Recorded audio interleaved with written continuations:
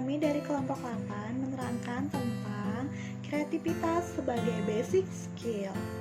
Nah, dengan mata kuliah pengembangan daya pikir dan daya cipta ALUT, kami dari kelompok 8 terdiri dari 3 orang, yaitu Kakak Rahmawati Adriani, Kakak Tri Purnasari, dan saya Mika Ati.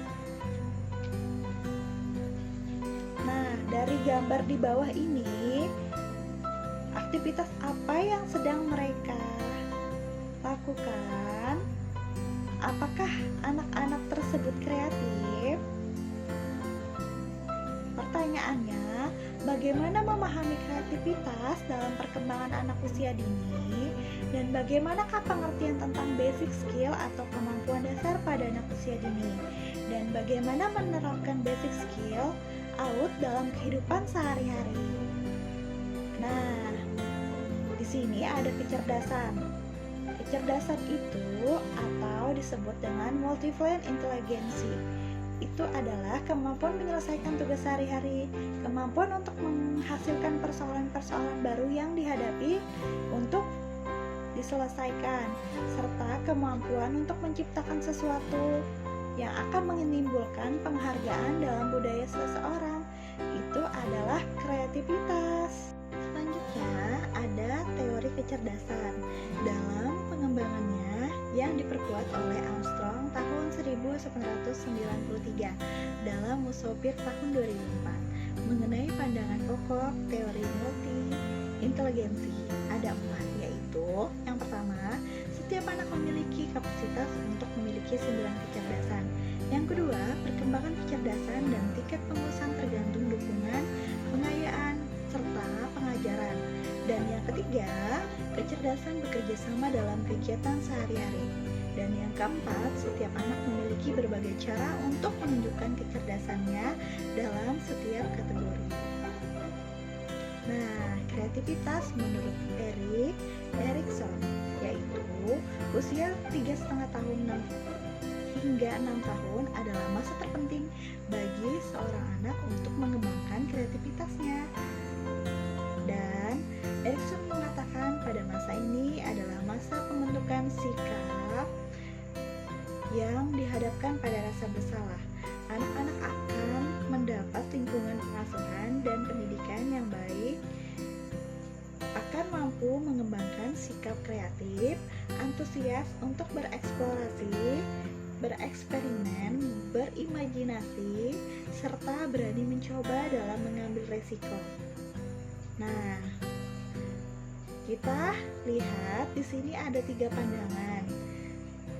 Menurut pendapat para ahli, yang pertama yaitu Supriyadi tahun 2001 memaparkan bahwa kreativitas merupakan kemampuan seseorang untuk melahirkan sesuatu yang baru, baik berupa gagasan maupun karya nyata yang relatif berbeda dengan apa yang telah ada sebelumnya. Dan yang kedua ada Munandar tahun 1999 mengemukakan bahwa kreativitas adalah kemampuan untuk membuat kombinasi baru berdasarkan data informasi atau unsur-unsur yang sudah ada atau sudah dikenal sebelumnya, yaitu semua pengalaman dan pengetahuan yang telah diperoleh seseorang selama kehidupannya, baik itu di lingkungan keluarga, sekolah, maupun di lingkungan masyarakat. Nah, yang ketiga yaitu dari Horace et al. Dari bukunya Sumargono tahun 2003 menerangkan bahwa kreativitas adalah kemampuan seseorang untuk menemukan cara-cara baru bagi pemecahan problema, baik yang berkenaan dengan ilmu pengetahuan, seni, sastra, atau seni lainnya yang mengandung suatu hasil atau pendekatan yang sama, sekalian baru bagi yang bersangkutan, meskipun bagi orang lain merupakan suatu hal yang tidak asing lagi. Dan yang selanjutnya yaitu ada ciri-ciri kreativitas. Nah, dari ciri-ciri kreativitas saya akan menjelaskan 3, yaitu yang pertama, kefasihan. Kefasihan adalah menyelesaikan masalah terbuka dengan beberapa alternatif jawaban yang benar. Dan yang kedua, fleksibilitas, yaitu dapat menyelesaikan masalah terbuka dengan beberapa cara. Dan yang ketiga, kebaruan, yaitu dapat menyelesaikan masalah terbuka dengan beberapa jawaban yang benar, tetapi bernilai benar, dan satu jawaban yang tidak. Biasanya dilakukan siswa pada tahap perkembangan mereka atau tingkat pengetahuannya. Nah, ciri-ciri kreativitas menurut Utami Manandar dalam Asrori, yaitu senang mencari pengalaman baru, memiliki keasikan dalam mengerjakan tugas-tugas yang sulit, memiliki ketekunan yang tinggi, cenderung kritis terhadap orang lain, berani mengatakan pendapat dan keyakinannya, selalu ingin tahu, peka dan perasa, energik dan ulet, menyukai tugas-tugas menjemuk dan berwawasan depan dan penuh imajinasi. Dan ada faktor-faktor pendukung, yaitu usia, tingkat pendidikan orang tua, ketersediaannya fasilitas, serta penggunaan waktu yang luang. Nah, dari 4 faktor tersebut tentunya kita harus mempunyai strategi, yaitu produk, pribadi, proses, dan pendorong. Nah, jika ada faktor pendukung, tentunya ada faktor penghambat. Nah, apakah faktor terhambat itu? Adanya kebutuhan akan keberhasilan, ketidakberanian dalam menanggung resiko, atau upaya mengejar sesuatu yang belum diketahui, dan adanya konformitas terhadap teman-teman kelompok dan tekanan sosial, dan kurang beraninya dalam melakukan eksplorasi, menggunakan imajinasi dan penyelidikan, serta diferensiasi antara bekerja dan bermain. Selanjutnya ada otoritarisme, yaitu sikap orang tua yang cenderung memaksa kehendak kepada anak agar mengikuti kemampuan orang tua, menjadikan anak kurang percaya diri, malu, dan eksplorasi, serta tidak menghargai fantasi dan hayalan. Nah, basic skill. Pengertian basic skill dari Kamus Besar Bahasa Indonesia. Kata kemampuan memiliki arti kapasitas individu untuk melakukan beragam tugas dalam suatu pekerjaan. Kata dasarnya dari Kamus Besar Bahasa Indonesia yaitu memiliki arti, namun arti yang sangat berhubungan dengan kata kemampuan adalah bakat atau pembawaan sejak lahir. Nah, basic skill atau kemampuan dasar yaitu suatu kesanggupan atau kecakapan seorang anak manusia untuk berkembang yang merupakan pembawaannya sejak lahir. Nah, basic skill yang wajib diajarkan pada anak usia dini. Yang pertama itu adalah manajemen waktu, kebersihan diri dan lingkungan, dan pertahanan diri.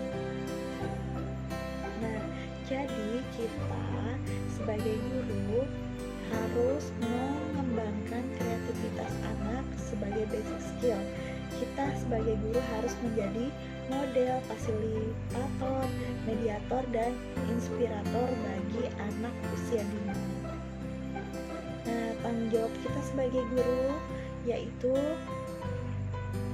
menerima keunikan individu anak, bersedia menerima cara pandang anak, mampu menyelesaikan program yang menantang bagi anak, sering mengajukan pertanyaan terbuka, mendorong anak untuk belajar mandiri, menekankan pada proses belajar, serta menghindari memberikan contoh dan mengarahkan pemikiran anak. Nah, kita telah sampai pada tahap kesimpulan. Nah, kesimpulan dari kreativitas adalah suatu kemampuan untuk mengelola atau menciptakan sesuatu pengalaman yang telah diterima sebelumnya menjadi sesuatu yang baru dan berbeda sebagai hasil karyanya.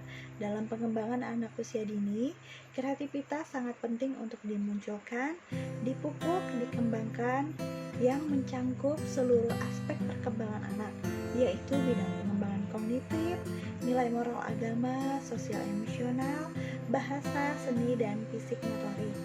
Dan kesimpulan dari basic skill atau kemampuan dasar adalah suatu kesanggupan, kecakapan seseorang anak manusia untuk berkembang yang merupakan pembawaannya sejak lahir. Nah, kesanggupan tersebut tentunya tidak mungkin dapat berkembang secara optimal jika tidak diberikan rangsangan oleh orang-orang di lingkungan sekitar anak. Dan saran tentunya diharapkan kepada seluruh lembaga PAUD agar dapat berperan sebagai model, fasilitator, mediator, dan inspirator dalam mengembangkan kreativitas anak usia dini. Dan yang kedua, meningkatkan kreativitas anak usia dini merupakan tanggung jawab bersama sehingga dapat sangat diharapkan peran seluruh bagian yang terkait, baik itu orang tua, pemerintah, lembaga PAUD, dan masyarakat dalam upaya mendukung peningkatan kreativitas ini. Nah, kami dan teman-teman sangat menerima kritik serta saran bagi kelompok kami, dan mungkin hanya itu yang dapat saya sampaikan. Saya berharap presentasi yang saya berikan dapat bermanfaat bagi teman-teman. Jika merasa ada kekurangan dan kesalahan, saya mohon maaf. Bunga Kamboja putih berseri, putihnya hingga ke ujung dahan. Atas bantuan dan kerjasama yang diberikan, kami ucapkan terima kasih.